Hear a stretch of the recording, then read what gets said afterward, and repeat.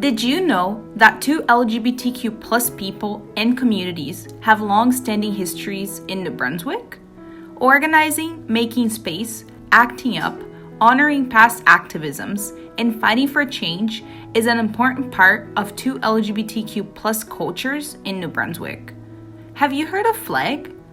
An important early 2LGBTQ plus organization, FLAG stood for Fredericton Lesbians and Gays.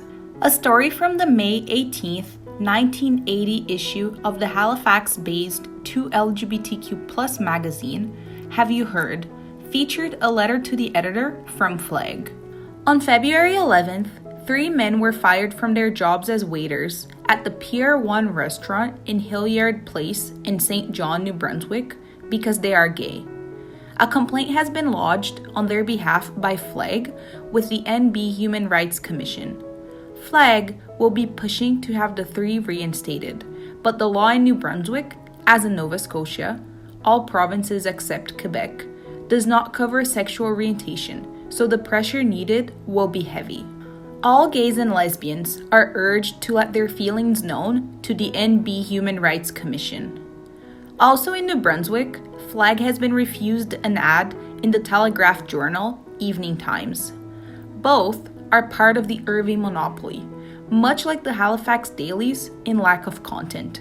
So hopes for other NB papers seem low, although all will be tried, and for every refusal, a complaint to the New Brunswick Human Rights Commission will be made.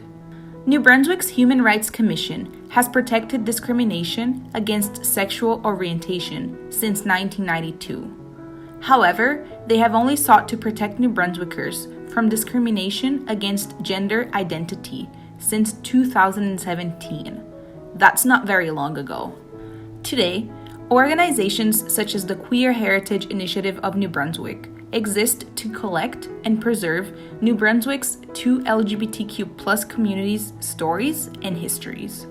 The independent initiative works with the Provincial Archives of New Brunswick to create space for queer histories in a dedicated collection. 2LGBTQ plus New Brunswickers' histories were not originally collected in public institutions like museums, archives, and school curricula. Although disrupting these erasures can be difficult work, it is important to remember that 2LGBTQ plus communities, organizations, and individuals have long-standing histories in New Brunswick. The Queer Heritage Initiative of New Brunswick's collection currently highlights histories from 2LGBTQ plus organizations and some individuals. But stories, histories, and experiences of New Brunswick's 2LGBTQ plus communities who are also Black, Indigenous, and people of color are still largely left out of the collection. Jeremy Dutcher, a Wolastoqiyik composer and performer from the Tobique First Nation, is also another important activist voice in the province. After visiting the National Archives in Ottawa, they discovered an archive of recordings of their ancestors from Tobique First Nation. These recordings were captured, then removed from the community, and archived in Ottawa at the National Archives by an anthropologist. After discovering the recordings, Dutcher created an album where they play the piano and sing in the Wolastoq language alongside his ancestors singing in Tobique First Nation. Jeremy believes that composing their songs in Wolastoq became a way of sharing the value of Wolastoqiyik art and developing a closer relationship with their ancestors. In 2019, BiPOC Pride was created in Fredericton to call attention to the role that whiteness plays in a lot of 2LGBTQ plus organizing in New Brunswick, and sought to create a space to highlight and support the needs of New Brunswick's Black, Indigenous, and 2LGBTQ plus people of color. Due to the COVID-19 pandemic, in 2020, BiPOC Pride has moved their events online and currently hosts virtual coffee houses and hosted a virtual healing circle in summer 2020.